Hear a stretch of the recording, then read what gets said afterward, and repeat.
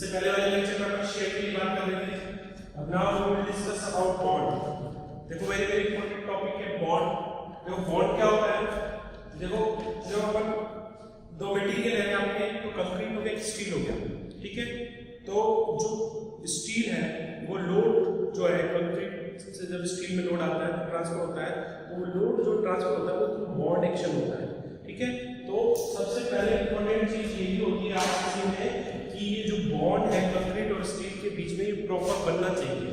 अगर ये bond proper नहीं होगा तो जब स्ट्रेसेस आएंगे स्टील में, तो अगर ये बॉन्ड वीक पड़ गया तो स्टील खिंच के बाहर आ जाता है। और मेन पर्पज स्टील का क्या है, टेंशन लेना। अगर ये स्टील ही बाहर आ जाएगा तो कंक्रीट कोलैप्स कर जाएगी, फेल हो जाएगी आपकी, ठीक है। तो अपन को बॉन्ड समझना है इससे, ठीक है, कि बॉन्ड क्या होता है और ये बॉन्ड कैसे डेवलप होता है, या फिर जो बॉन्ड के लिए बीम को कैसे चेक करते हैं कि बीम जो है आपकी बॉन्ड में सेफ है कि फेल हो रही है। तो उसके लिए सबसे पहले अपन देखते हैं इंट्रोडक्शन, फिर उसके बाद अपन देखेंगे कि बॉन्ड की डेफिनेशन क्या है इंट्रोडक्शन में, उसके बाद अपन टाइप ऑफ बॉन्ड बात करेंगे। तो देखो सफिशिएंट बॉन्ड इज रिक्वायर्ड, इसमें देखो sufficient bond is required, bond is required between steel and concrete to prevent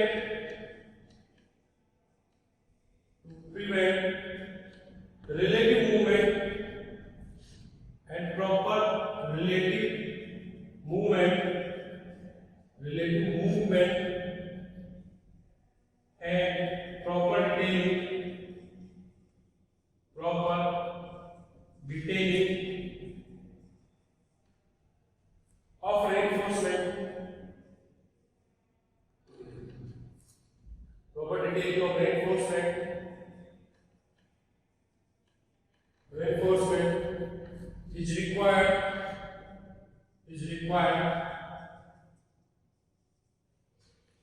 is required for full utilization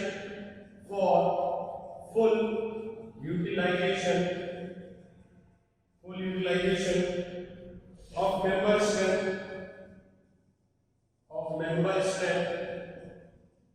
without any premature failure. Member strength without any premature failure. ये bond की आपका introduction है। Sufficient bond is required between steel and concrete, इसके लिए क्या बनाना है, steel and concrete के बीच में टू प्रिवेंट क्या करना है, तो रिलेटिव मूवमेंट से बचाना है। एक प्रॉपर डिटेलिंग देनी है रेनफोर्समेंट की। प्रॉपर डिटेल मतलब तीन बात चाहिए, चार बात चाहिए। इसी चीजें जो बॉन्ड में डिपेंड करती है। आप ये सोच लो कि ज्यादा स्ट्रेंथ देने के लिए ज्यादा नंबर ऑफ बार प्रोवाइड करा दो, या फिर डायमीटर जो है बार का अपने हिसाब से कैसे भी ले लो, तो वो चीजें नहीं चलती है। उसमें अपन को ये चेक करना पड़ेगा कि जितनी नंबर ऑफ बार डाल रहे हो वो सफिशिएंट है, या जिस डायमीटर की आप डाल रहे हो उससे प्रॉपर बॉन्ड बनेगा कि नहीं बनेगा। तो ये सब चीजें बॉन्ड के लिए इंपॉर्टेंट होती है। ये क्या काम करेंगे, आपकी सेक्शनरी स्ट्रेंथ को फुल यूटिलाइज करेंगे, प्रॉपर बॉन्ड होगा। और एनी प्रीमेच्योर फेलियर, यानी कि आपने कंक्रीट बनाई तो वो तुरंत फेल नहीं होगी, वो अपनी स्ट्रेंथ गेन कर लेगी, तो उसका फुल यूटिलाइजेशन होगा। यानी कि जो मेंबर की जो लाइफ होती है उस लाइफ तक वो जो है सेफ रहेगा, ठीक है। नेक्स्ट इसमें आता है टाइप ऑफ बॉन्ड। आगे देखेंगे अपन टाइप ऑफ बॉन्ड कौन से होते हैं। तो नेक्स्ट अपना जो है टाइप ऑफ बॉन्ड, दो टाइप के बॉन्ड जनरली डिस्कस करेंगे अपन। टाइप ऑफ बॉन्ड, उसमें पहला आता है फ्लेक्चर बॉन्ड,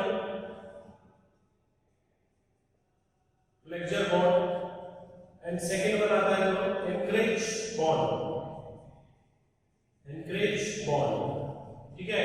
फ्लेक्चर बॉन्ड देखो बेटा, मेंबर में जब बेंडिंग मोमेंट का वेरिएशन होता है तो section by section bending moment very करता है, तो उसकी वजह से बॉन्ड में क्या वेरिएशन आ रहा है, उस चीज को अपन चेक करेंगे थ्रू फ्लेक्चर बॉन्ड, ठीक है। और एंकरेज बॉन्ड जो होता है कि क्या होता है कि कभी जो मेंबर की जो लेंथ होती है उसमें जब आप रेनफोर्समेंट प्रोवाइड कराते हो तो उस रेनफोर्समेंट में जिस पॉइंट को आप कंसीडर कर रहे हो उस पॉइंट पर आपको डिजायर्ड स्ट्रेस नहीं मिलती। तो डिजायर्ड स्ट्रेस को डेवलप करने के लिए आपको मेंबर की लेंथ बढ़ानी पड़ती है, क्योंकि डिजायर्ड स्ट्रेस जितनी आपको परमिसिबल स्ट्रेस चाहिए एट दिस पॉइंट तो अपन को उसकी मेंबर की लेंथ बढ़ानी पड़ती है, तो उसको बोलते हैं एनकरेज बॉन्ड, क्योंकि बॉन्ड कंक्रीट स्टील के बीच में ही बनेगा। तो अगर प्रॉपर बॉन्ड नहीं बनेगा तो स्ट्रक्चर फेल हो जाएगा। तो प्रॉपर बॉन्ड को चेक करना है अपन को, अगर वो फेल हो रहा है तो उसमें क्या सॉल्यूशन प्रोवाइड कराएंगे। तो वो दो पॉइंट होते हैं कि फ्लेक्चर बॉन्ड के लिए और एनकरेज बॉन्ड जो है उसमें अपन देखेंगे, ठीक है। फ्लेक्चर बॉन्ड में अपन क्या करेंगे, क्या सॉल्यूशन अगर फ्लेक्चर बॉन्ड में अगर स्ट्रक्चर फेल हो रहा है तो अपन क्या सॉल्यूशन प्रोवाइड करेंगे, और अगर एनकरेज बॉन्ड में फेल हो रहा है तो क्या सॉल्यूशन प्रोवाइड करेंगे। ये दोनों बहुत ही इंपॉर्टेंट पॉइंट है। वन बाय वन हम इसको डिस्कस करेंगे। पहला अपन पढ़ते हैं फ्लेक्चर बॉन्ड होता क्या है, फिर उसके बाद अगर फेल होता है तो उसके लिए क्या सॉल्यूशन है वो देखेंगे। It is developed due to the variation of bending moment along the length of the reinforcement. It is developed flexure bond, it is developed due to the variation of bending moment, variation of bending moment, variation of bending moment, variation of bending moment along the length of reinforcement, along the length of reinforcement, reinforcement की length के along bending moment का जो variation होता है उसमें जो bond develop होता है उसको अपन फ्लेक्चर बॉन्ड बोलते हैं, ठीक है। फॉर एग्जांपल के लिए इसको अपन समझते हैं डायग्राम से। जैसे सपोज करो यहाँ पे कोई सिंपली सपोर्टेड बीम है, ठीक है।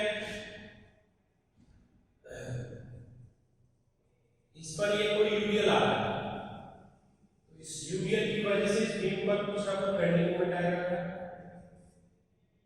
ठीक है। सपोज करो इसमें बेंडिंग मोमेंट जो आ रहा है ये बेंडिंग मोमेंट आ रहा है, ठीक है। ये इसमें लेंथ में अकॉर्डिंग टू रेनफोर्समेंट होगा, ठीक है। अब अपन क्या करते हैं, इसमें दो सेक्शन कंसीडर कर लेते हैं। एक यहां से मुझे जो है x डिस्टेंस पर एक सेक्शन ले रहा हूं, x डिस्टेंस पर एक सेक्शन ले रहा हूं 1 1, और उससे dx डिस्टेंस पर दूसरा सेक्शन ले रहा हूं d2 सेकंड सेक्शन ले रहा हूं dx डिस्टेंस। इस सेक्शन पर सपोज करो अगर m बेंडिंग मोमेंट है, इस सेक्शन पर मेरा जो बेंडिंग मोमेंट होगा m प्लस dm, ओके।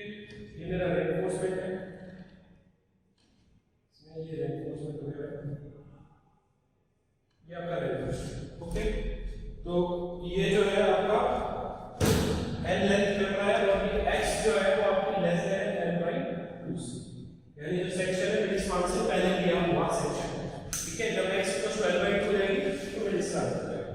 तो अपन को थ्रू अपन डेफिनेशन पढ़ चुके हैं कि सेक्शन 1 का मूवमेंट क्या होगा है। सेक्शन 1 की बात करें तो सेक्शन 1 पर m बेटा क्या होगा, m इक्वल्स टू होगा m इक्वल्स टू आपको कोई भी force P into lever tension reinforcement के साथ बात करें इक्वेशन 1 हो जाएगी। एट सेक्शन 2 पर बात करें बेटा तो सेक्शन 2 पर क्या होगा, आपका बेंडिंग मोमेंट थोड़ा सा बढ़ा है, m प्लस dm हुआ है, वही किसकी वजह से हुआ है, क्योंकि फोर्स बढ़ा है, m प्लस d के अमाउंट में फोर्स बढ़ा है इनटू लीवर, ठीक है। ये इक्वेशन 2 हो गई। अब इक्वेशन में मैं 2 माइनस इक्वेशन 1 कर दूं तो मेरे पास रिजल्ट क्या आता है, देखो m प्लस dm माइनस करेंगे जैसे dm बचेगा equals to t plus dt minus लीवर आप करोगे तो dt इनटू लीवर आप बचेगा, ठीक है। यहां से आपके पास आ गया dt इक्वल्स टू आ गया आपके पास dm अपॉन लीवर, ठीक है। ये dt की वैल्यू है, ओके। नाउ अब अपन जो है fbd देख लेते हैं रेनफोर्समेंट का। रेनफोर्समेंट में क्या चेंज हो रहा है, fbd body diagram of reinforcement, of reinforcement. देखो ये रेनफोर्समेंट है, ठीक है। यहां पर इस साइड में रेनफोर्समेंट में फोर्स आ रहा है, जब m बेंडिंग मोमेंट है तो फोर्स कितना आ रहा है, t आ रहा है। जब m plus d bending moment है तो फोर्स कितना आ रहा है, t प्लस d क्या है, टेंशन है रेनफोर्समेंट। कितनी लेंथ में ये वेरिएशन है बेटा, dx लेंथ में वेरिएशन, ठीक है। अब इस पर कुछ ना कुछ स्ट्रेसेस आ रही होंगी सराउंडिंग में, ठीक है। कंक्रीट की वजह से कंक्रीट और स्टील की बॉन्डिंग की वजह से ग्राउंड प्लेन स्ट्रेस आ जाएगी। ठीक है, लेट अस टेक इसका डायमीटर है 5 डायमीटर है। ठीक है, तो इसका फ्री बॉडी डायग्राम में summation of Fx equals to 0 का फ्री बॉडी डायग्राम उधर वाले फोर्स को प्लस ले लेते हैं, तो T प्लस B माइनस में इधर आ रहा है तो T आएगा, और माइनस में एक सर्कमफेरेंशियल फोर्स लगेगा टाउ। ठीक है, टाउ फोर्स है। अब देखो ये एक बार की बात है, अब अगर ये इस तरह से आपके B में ये यहां से कितनी बार हुई, n नंबर ऑफ बार हुई। ठीक है, तो टाउ इनटू एक बार पर सर्कमफेरेंस में फोर्स लगता है पाई 5, n बार हुई तो n into pi 5 tau circumferential force है, circumference stress into perimeter into length equals to क्या देगा 0 देगा। तो यहां से आपका t से t कैंसिल हो जाएगा, dt निकल के आएगा बेटा आपका tau n pi 5 into dx। Equation number 4 हो जाएगी, इक्वेशन 3 हो जाएगी। तो इक्वेशन 3 बराबर इक्वेशन 4 कर देंगे, इक्वेशन 3 इक्वल्स टू इक्वेशन 4 कर देंगे। तो dt की वैल्यू लीजिए, आप लिख सकते हो dm upon dm equals to tau n pi 5 dx। ठीक है, तो आप जो है टाउ को यहां रहने दो, बाकी सब चीजों को नीचे ले आओ। टाउ को यहां रहने दो, बाकी सब चीजों को यहां ले आओ, तो आपका ये रिजल्ट निकल के आता है। ये रिजल्ट निकल के आता है tau plus 2 dm upon dx u upon dx into में n पाई 5। और ये जो dm अपॉन dx है इसको बोलते हैं shear force, rate of change of bending moment equals to क्या होता है आपका shear force, dm upon dx equals to. तो जो बॉन्ड डेवलप होगा, डेवलप बॉन्ड जो होगा उसके लिए स्ट्रेस जो होगी वो होगी b अपॉन में n पाई 5।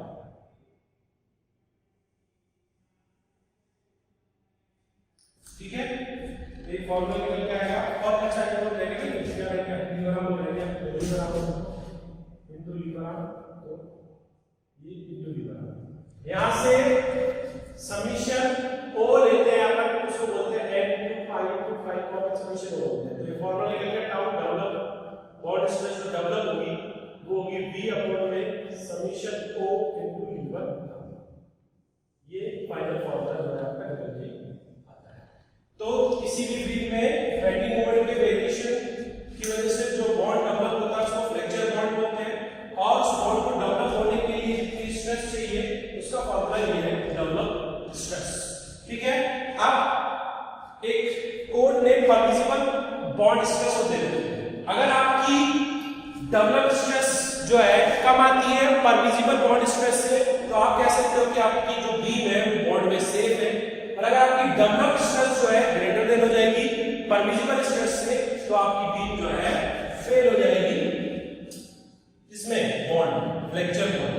ठीक है, now we check what is the permissible bond stress जो कोड ने प्रोवाइड करा है। ठीक है, तो बेंडिंग मोमेंट के वेरिएशन की वजह से जो बॉन्ड डेवलप होता है उसको फ्लेक्चर बॉन्ड बोलते हैं। फ्लेक्चर बॉन्ड में जो स्ट्रेस डेवलप होती है वो होती है v अपॉन में समीशन o इनटू लीवराम, o होता है n pi 5 n number of बार। ठीक है, तो value of tau calculated about should be less than, आगे लिख सकते हैं वैल्यू ऑफ टाउ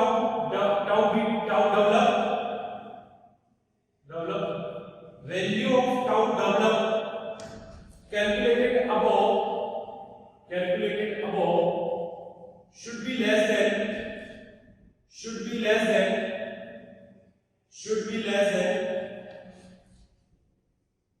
होनी चाहिए आपकी परमिसिबल बॉन्ड स्ट्रेस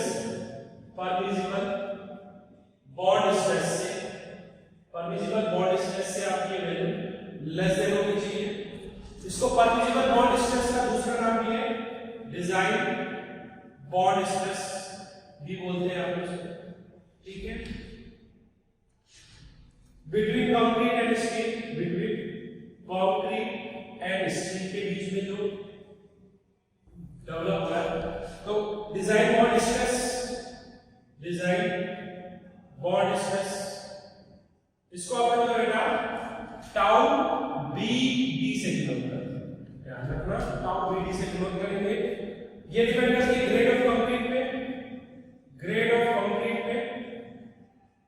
अब जैसे कि ग्रेड ऑफ कंक्रीट M20 है, M25 है, M30 है, M35 है, तो उसके लिए टाउ बीडी का अलग अलग लेंगे। टाउ बीडी जैसे कि आपकी न्यूटन पर मीटर स्क्वायर होता है बेटा, जैसे M20 के लिए 1.2, फिर 1.4, फिर 1.5, फिर 1.7 एंड M40 एंड अबव के लिए 1.9। ठीक है, तो आपको ये प्रूव करना है कि जो टाउ डेवलप है वो आपकी लेसर होनी चाहिए टाउ बीडी से। तो आप कहोगे कि safe a beam in bond, safe in bond. Bond भी कौन सा? Flexure bond. Okay, flexure bond में भी सेव। लेकिन these above values, ये जो these above values of tau BD are for Fe 250। ये जो above value है बेटा, ये जो 1.2, 1.4, 1.5, 1.7, 1.9, ये all values only for Fe 250। ये Fe 250 के लिए, ये बात याद रखना। ठीक है, अब आप कहो कि सर अगर ये Fe 250 के लिए है, या फिर आप इसको लिख सकते हैं these above values are of tau BD are for Fe 250 और plain bar under tension उसके लिए। ठीक है, तो ये पॉइंट याद रखना कि ये जो above values आप डिस्कस कर रहे हैं, ये सारी की सारी वैल्यूज Fe 250 या plain bar under tension के लिए। अब आप कहोगे सर अगर मैं Fe 415 आती है तो कैसे कैलकुलेट करें? तो देखो मैं आपको बताता हूं Fe 415 के लिए कैसे कैलकुलेट करनी है। ये जो मैंने अभी टेबल बनाई है टाउ बीडी का विजुअल ई बोर्ड पे दे रखी है आपको टेबल। ठीक है, पेज नंबर 43 पर टेबल दे रखी है। ठीक है, तो above values are enhanced, above values are enhanced for HYSB bar under tension, tension के अंदर HYSB bar के लिए above value enhanced by 60% आपको पढ़ा लिया। तो आप जैसे अगर Fe टाउ बीडी Fe 415 के लिए लिखते हो तो वो कॉस्ट हो जाएगी 1.60 टाउ बीडी Fe 250। ठीक है, जैसे फॉर एग्जांपल M25 Fe 415 के लिए आपको टाउ बीडी चाहिए, तो टाउ बीडी Fe 415 के लिए आपकी जो आएगी वो आएगी बेटा M25 के लिए कितनी है? जैसे 1.60 है, मल्टीप्लाई कांस्टेंट है 1.60, इंक्रीज करनी है तो 1.60 से मल्टीप्लाई करना है, डिक्रीज करनी थी तो 0.60 से मल्टीप्लाई करते हैं। तो 1.60 Fe 415 के लिए मल्टीप्लाई करते हैं 1.60 का Fe 250, M25 के लिए 250 की वैल्यू कितनी है? 1.4 तो इनटू 1.4। तो ये Fe 415 के लिए वैल्यू। अब ये अंडर टेंशन है, 60% इंक्रीज करते हैं। above values are also increased 25% for HYSB bar under compression। Compression base को आपको 25% और बढ़ाना। तो टाउ बीडी अगर आप Fe 415 के लिए निकाल रहे हो और अंडर कंप्रेशन निकाल रहे हो, कंप्रेशन में चेक कर रहे हो बोर्ड को, टेंशन में चेक कर रहे थे या टेंशन था या कंप्रेशन के लिए चेक कर रहे हो, तो 1.25 इनटू में ये 1.60 इनटू 1.4, तो इस वाली वैल्यू को 25% और बढ़ा देना है। ठीक है, तो इस तरह से आपको टाउ बीडी का वैल्यू मिल जाएगा। ठीक है, और टाउ बीडी पर विजिबल मिल जाएगा। तो बॉन्ड में सेव कब होगा? जब आपका ये कंडीशन है। ठीक है, ये पॉइंट क्लियर हो गया होगा। अब आगे चलते हैं, इसमें देखिए ना, आगे हम करते हैं इसमें। देखो अगर ये कंडीशन आ रहा है कि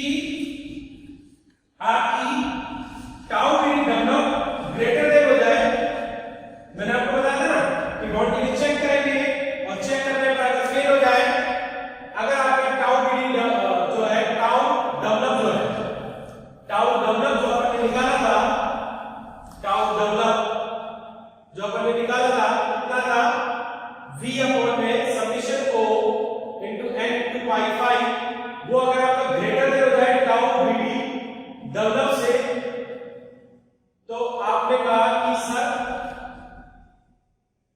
डेवलप से, तो ये क्या कंडीशन हो गई, ये कंडीशन हो गई फेल इन बॉन्ड, तो आपकी ये फेल हो गई इन फ्लेक्चर बॉन्ड। तो मैंने आपको स्टार्टिंग लेक्चर में बताया था चेक करेंगे, सेफ है तो ठीक है, फेल है तो आपको सॉल्यूशन देना पड़ेगा। तो सॉल्यूशन क्या है उसको नोट पेपर में लिख लीजिए। सॉल्यूशन क्या है कि if in case of bond failure, in case of bond failure, in case of bond failure, in case of bond failure, most economical way, most economical way to make it safe, to make it safe, make it safe is by providing more number of bars, more number of bars of more number of bars of small diameter, smaller diameter,